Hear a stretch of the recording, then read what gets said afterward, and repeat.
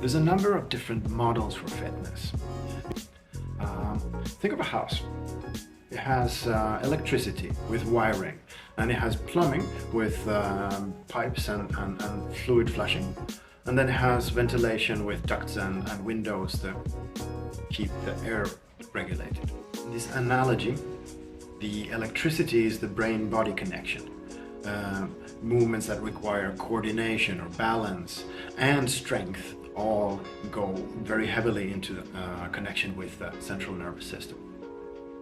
Plumbing, on the other hand, is about blood flow and muscle size and fueling the cells. And this also is very strength related. And then ventilation is, you can think of like cardio. Monostructural movements, heart, lung, and then the oxygen flow through the body.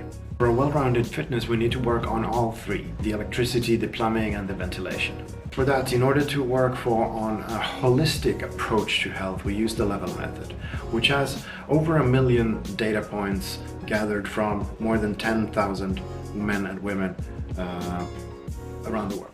What we've done is structure up these electricity and plumbing and ventilation components into strength pieces, and then muscle endurance pieces, and cardio pieces, and of course flexibility as well. And we've made a progression. So there are 15 categories and there are 32 levels which we progress through. In an ideal position, you'd want to have all of your levels as equal or balanced as possible. And that is what we call a well-rounded health or fitness.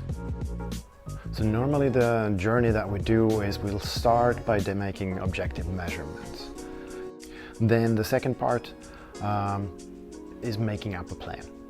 So there's a coach who explains that today we'll work primarily on plumbing and ventilation, or another day we'll work on electricity and plumbing, or whatever it is. But you'll also have an app that says that your front squat or your deadlift is on orange today, so you can pick the orange level. And sometimes maybe we have slightly different levels there, and you can mix those. So you do the core part on orange and the upper body push part from yellow. That's fine as well. And this also helps with safety, because we'll not program movements that are too demanding or taxing for example, the shoulders before we know that they are strong enough to get ready for more dynamic movements, for example. And we'll also start in a logical progression. So we'll start with a simpler movement and going towards a more complex movement as we progress in our skill journey and strength journey. The crucial part then, of course, is retesting. On a regular basis, we make a retest or recheck. Where are my levels now? This is important for a bunch of different reasons. Maybe primarily for motivation. If you have evidence that you are leveling up, you are getting results from your workout, then that is what drives motivation. Motivation is not something that comes automatically, it requires evidence.